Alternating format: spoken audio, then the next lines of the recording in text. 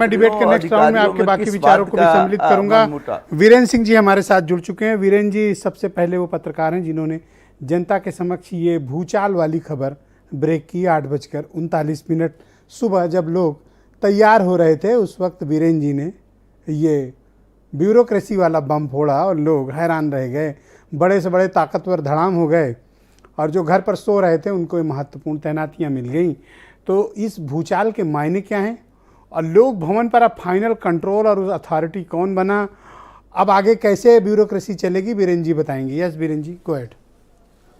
देखिए, ये जो उत्तर प्रदेश में परिवर्तन हुआ ये आधी रात के बाद हुआ। 2 बजे तक कार्यालय खुले रहे मुख्यमंत्री के यहाँ और उसके बाद अफसरों को काफ़ी रात तक जागना पड़ा। 4 बजे लोग अपने घरों को पहुँचे।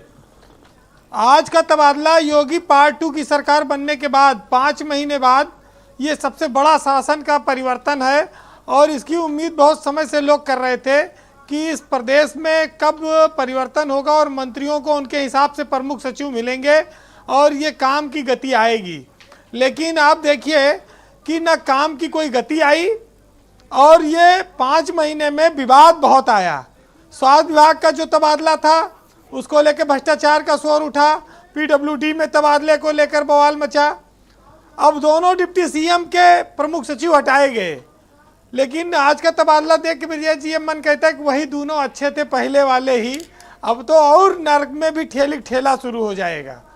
अब तो और आफत पैदा कर दी। तो ये भी एक बड़ी समस्या है। ये बात भी फिर साफ हुई कि इस बार के तबादलों में एसपीजी की खूब चली और एसपीजी ने जिसको चाहा उसको पद से नवाजा।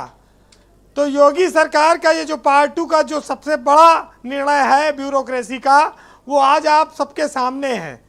कितने ऐसे लोग थे जो आसमान से नीचे गिर गए जमीन पर, कितने ऐसे लोग थे जो जिनको पूछा नहीं जा रहा था, वो कई सालों से किनारे पड़े थे, उनको फिर से मुख्यधारा में आने का मौका मिल गया।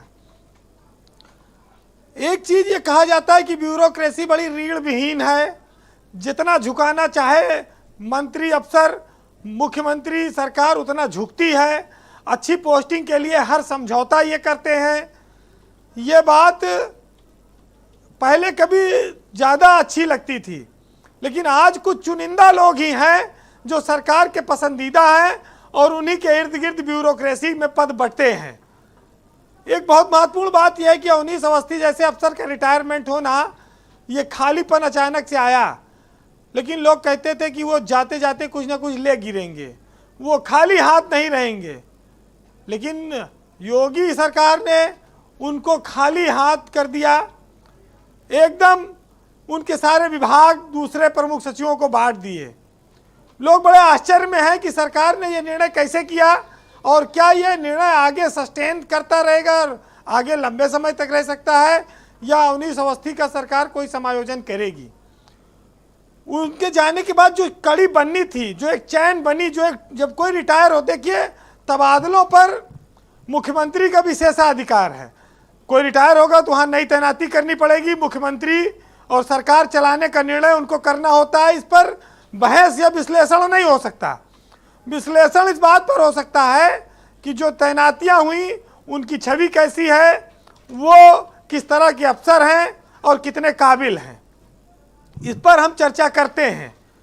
अब आप देखिए कि आज के तबादलों में जो महिला अफसर थीं, इन 3 महिला अफसर और अब किनारे लगा दी गई।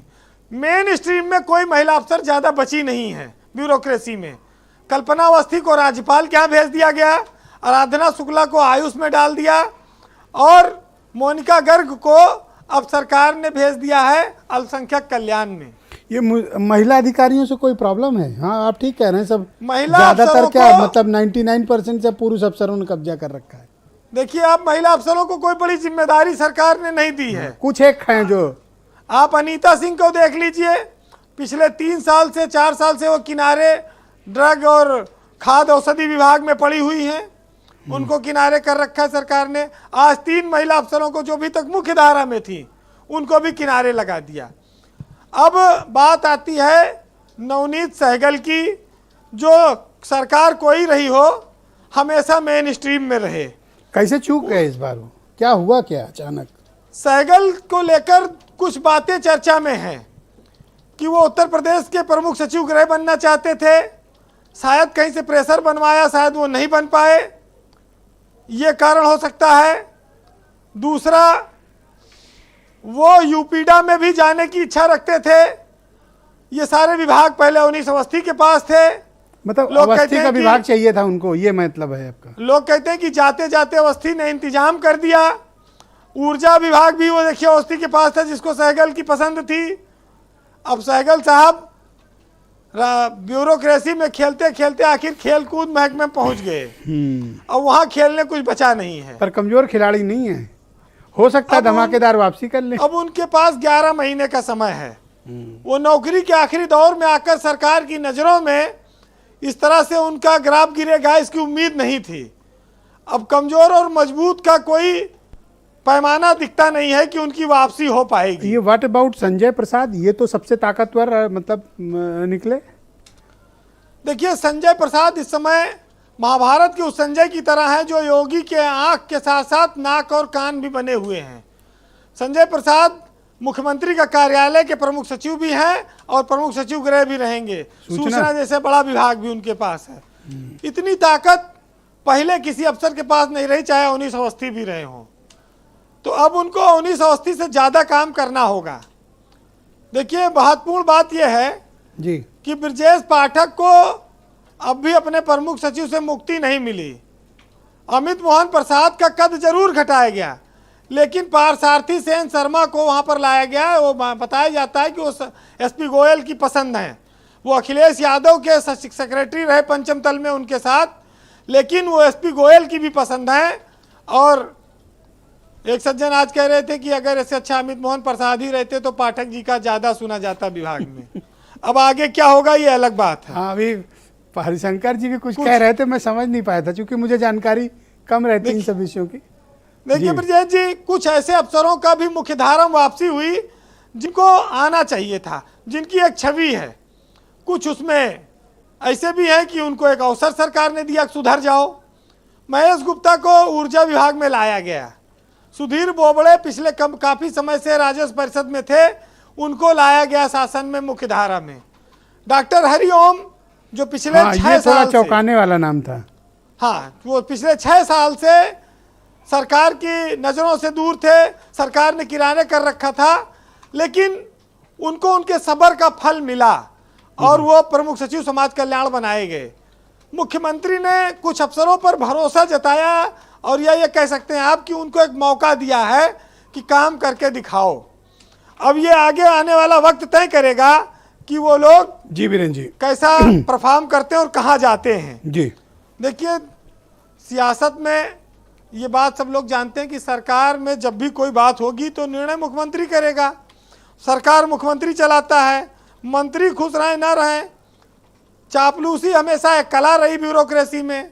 चापलूस आदमी कभी स्वाभिमानी नहीं होता, वो पद पाने के लिए कुछ भी कर सकता है।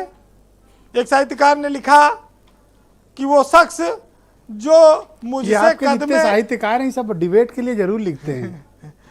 एक साहित्यकार ने लिखा कि वो शख्स जो मुझसे कद में बड़ा था, हाँ। जब देखा तो किसी और के चरणों में पड़ा था।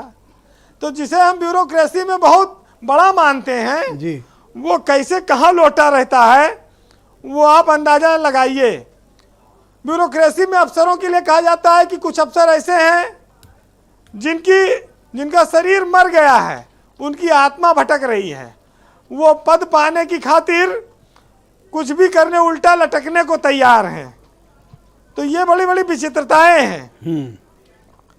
अदम गोडवी ने लिखा है एक जगह कि कुछ पूछ वाले वफादार हैं जो दुम हिलाते हैं, तलवे चाटते हैं, रंगे सियार हैं और इसी के दम पर वो कर लेते हैं कुछ पद प्रतिष्ठाएं अपने नाम।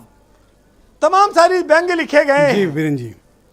तो इस देश में ब्यूरोक्रेसी में तो बहुत सारी चीजें आती रही हैं, लेकिन अफसरों को और इस देश के हर व्यक्ति को यह समझना होगा कि इज्जत, शोहरत, ताकत ये हमेशा एक जैसी नहीं रहती है। समय के साथ ये बदलती रहती है और सबको एक दिन बदलना पड़ेगा। जो नहीं बदलेगा वो पछताएगा। ये दौर रहता है, वो दौर जब बीत जाता है तो आपको आम आदमी की तरह सड़क पर जीवन जीना पड़ता है। जी। हुनर होगा तो दुनिया कदर करेगी, एड़िया उठाने से किरदार ऊंचा नहीं होता।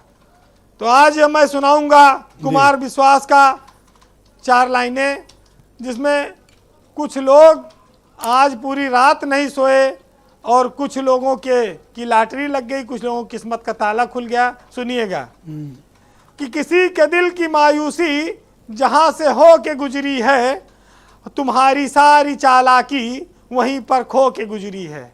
और तुम्हारी और मेरी रात में बस फर्क है इतना कि तुम्हारी सो के गुजरी है, हमारी रो के गुजरी है। बहुत शुक्रिया वीरेन जी, बहुत बहुत धन्यवाद।